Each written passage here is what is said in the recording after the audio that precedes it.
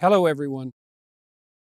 A few days ago I penned an irritated tweet in response to one of the latest happenings on the increasingly heated culture war front. In response to the decision of an actor named Ellen Elliott Page. I am employing this awkward and impossible naming style because it is now apparently mandatory and am probably doing it wrong nonetheless, as you're doing it wrong is the whole point of what has been made mandatory. But also, I'm trying to make a point. I've essentially been banned from Twitter as a consequence. I say banned, although technically I have been suspended. But the suspension will not be lifted unless I delete the hateful tweet in question, and I would rather die than do that. And hopefully it will not come to that, although who the hell knows in these increasingly strange days. What was it that I said that caused such a fuss? And that fuss is just beginning. And even more importantly and complexly, what exactly was it that I said that resulted in the ban? Here is the tweet in question. Remember when pride was a sin? And Ellen Page just had her breasts removed by a criminal physician. And then a link to a story that detailed out the happenings. The response from Twitter, quote, violating our rules against hateful conduct. You may not promote violence against, threaten, or harass other people on the basis of race, ethnicity, national origin, sexual orientation, gender, gender identity, religious affiliation, age, disability, or serious disease. By clicking delete, you acknowledge that your tweet violated the Twitter rules. Delete. If you think we've made a mistake, submit an appeal to us. Please note that should you do so, your account will remain locked while we review your appeal. Let's take this apart. First, it is clearly the case that I did not promote violence against or threaten anyone with my missive. So that leaves the arguably lesser sin of harass. Let's assume, since I wasn't informed, that that was the crime.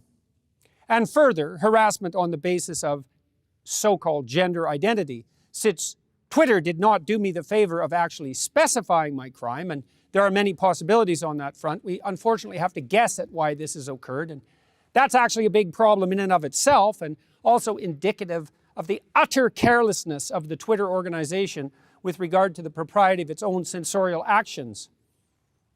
I should at least know exactly what I did wrong if I am required to acknowledge that my tweet violated the Twitter rules. What rules, you sons of bitches? Exactly. Precisely. Because such things matter when the accusations start flying. So what did I say that might constitute harassment? Well, many things, hypothetically. Let's begin with, remember when pride was a sin?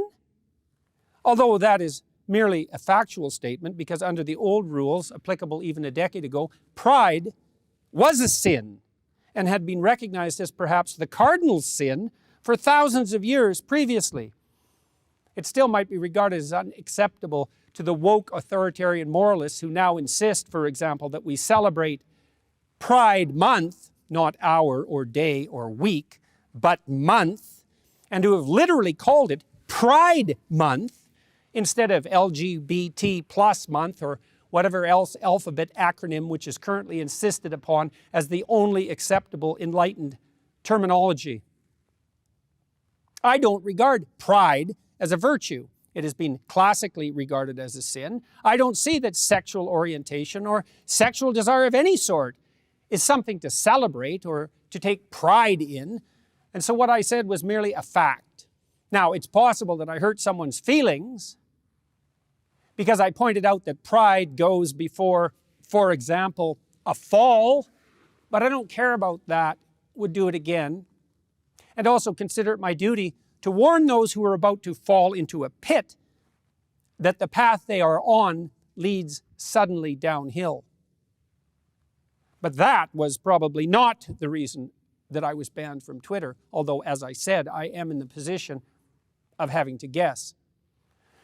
Next phrase to interrogate. And Ellen Page. Now, why did I stop there?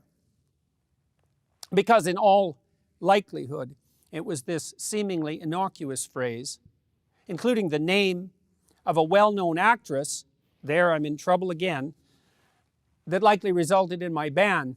I committed the fatal crime of what has come to be known in the appalling sensorial terminology of the insane activists as dead naming, which is the act of referring to someone who has transitioned, another hated piece of jargon and slogan, by the name and by the inference, the gender, really the sex, that everyone knew them by previously, and in the case of Ellen/Elliot, that millions of people recognized and knew.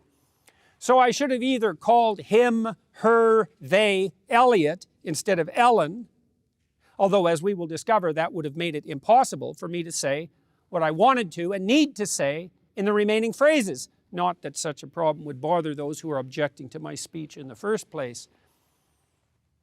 The next phrase is, just had her breasts removed. This bit suffers from a very similar problem.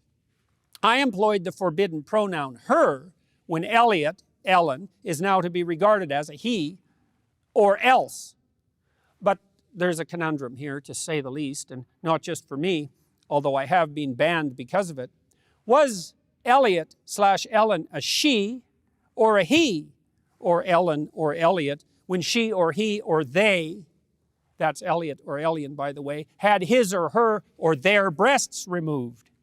If he or she was a he, then why was it necessary to have the mastectomy? And how could those I am writing to make sense of what I was saying if it was his breasts that were removed? Were those male breasts or female breasts that were removed? If they were male breasts, then why were they removed? If they were female breasts and had therefore become objectionable to the degree that surgery generally reserved for cancer treatment was required, was morally obligatory, then wasn't Elliot still Ellen and he still she? How could I possibly have written that sentence in any sensible manner whatsoever, while simultaneously making my point understandably and not breaking Twitter rules against so-called hateful conduct? And Elliot Page just had his breasts removed? Was he Elliot then? When exactly? Exactly. He was definitely Ellen at some point in the past, or so indicate all his, her, them, their film credits. Will all those have to be reshot since they employed the hated dead name? That doesn't exist, by the way, that dead name category, except in the sensorial and addled minds of a tiny fraction of insanely narcissistic and increasingly dangerous trans activists. When precisely was it incumbent on me to switch my terminology in regard to Elliot/Ellen so that I was not engaging in hateful conduct? And how can I describe the fact that someone who was once a woman, and really still is, had her breasts cut off because she, he, they, their, them had fallen prey to a viciously harmful fad without using the appropriate sex-linked pronoun and the real name of the real person to whom this was really done with his, her, their voluntary but unfortunate acquiescence? And so it was impossible to communicate what had happened to my audience without apparently running afoul of the impossible and absurd rules that now hypothetically govern morality itself in the days of the degenerated postmodern and Marxist ethos that we must still, no matter how impossible it is, abide by or else. And you might object, Ellen/Elliot is an adult, 30-something, and fully capable of making up his, her, their own mind about such things, and she, he, they are welcome from the liberal and the libertarian position to go to hell in a handbasket as she, he, they see fit. and fair enough to some degree. But I don't believe it is either merely picayune or inappropriate to point out that Ellen/Elliot, who is quite a good actor/actress, is also a ritual model for emulation, being a star with all the privileges and, let us point out, the responsibilities that go along with that. So by acquiescing to this surgery and by publicizing it, and by insisting upon the sanctity and the moral virtue of his, her, their new, expensive, dangerous, and medically enhanced identity, and by participating in the whole identity charade, Ellen/Elliot has undoubtedly, with his, her, their so-called courage, and remember the White House itself has tweeted out every indication of believing in the courage of those who transition, enticed many a poor, confused adolescent, girl most likely, to blame her emergent pubescent self-consciousness, confusion, and discomfort on being born in the wrong body and believing that the courageous, self-affirming, and morally admirable route is hormonal treatment, sterilization, subjugation to a lifetime of expensive medical complication. How delightfully profitable is that? And misery. And I believe firmly that Ellen/Elliot, or whatever the hell her name or his name is, bears moral culpability for that. And finally, with regard to the final phrase, criminal physician, I must say that I've had some post-coital, so to speak, regrets about that phrase.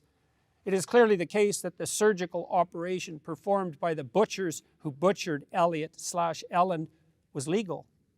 So, was it criminal or not? Were the operations undertaken by the fascist physicians who carried out the Nazi medical experiments legal?